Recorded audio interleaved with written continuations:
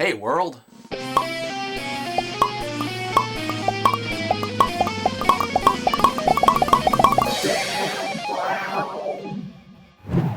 Forgive my voice, I've been a little bit under the weather, so if it's a bit scratchy, please understand. Anyway, in the news recently, there's been a lot about this woman named Nadya Suleman, but you may know her better as the Octomom. For those of you, however, who don't know, let me give you the skinny. On January 26th, just about a month ago, it became known to the world that a woman in California had given birth to octuplets, that is 8 babies at one time. Such an occurrence is extremely rare, and the fact that all 8 babies survived is widely regarded as a medical miracle. There was much rejoicing. Yay! Very quickly, however, the media narrative began to change. As more and more became known about the mother's situation, the more and more negative coverage and public opinion became of the mother. First came the not so surprising revelation that the babies were the result of in vitro fertilization, sparking the debate as to whether or not planting so many embryos in one person at one time is moral. Then came the not so surprising revelations that Miss Suleman is unemployed, single,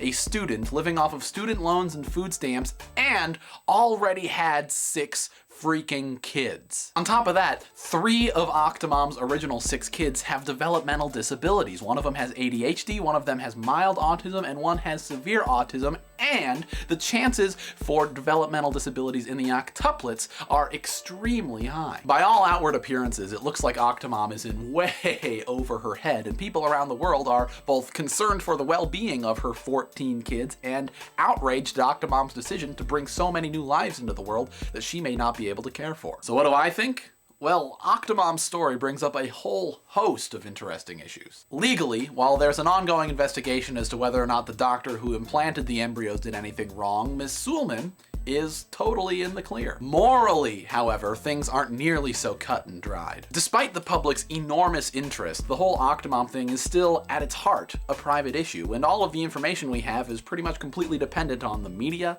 and gossip. Therefore, while all signs point to Octomom being crazy and unprepared, I am hesitant to jump to conclusions. Nobody knows Octomom better than Octomom, and if she says she's up for the challenge, I think that at least initially we've got to give her the benefit of the doubt. That's not to say that officials shouldn't keep tabs on her to make sure she's doing all right, but at this point, that's all we really can or should be doing. Octomom's kids have already been born. They are hers. It is now up to her, her family, her friends, and the state of California to make sure that the kids are taken care of. Now, while I don't think we should jump to conclusions about Octomom's preparedness to take care of her children, I do think it's appropriate to look into how we can prevent crazy people from trying to have way too many babies in the future. I think that while this is definitely an issue that needs to be resolved at the state level, that there should be limits as to how many embryos can be implanted at one person at one time, like 2 or 3 maximum.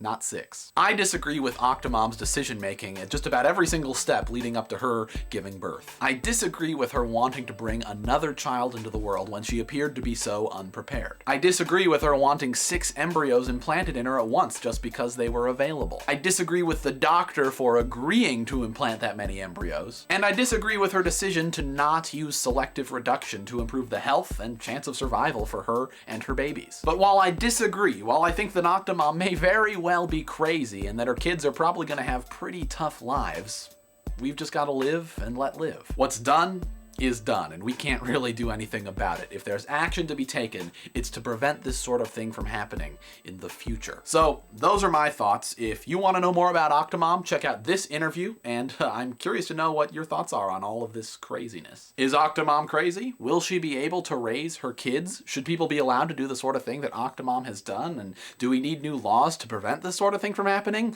These are the questions I want you guys thinking about, and I want to know your answers to. So post a comment below. But until next time, I am Dan Brown. I look forward to seeing what you guys have to say, and I am out. If you like what you just saw, if Dan put you in a state of awe, subscribe to him and click the orange button. It really means something. If you'd do that, that'd be really cool.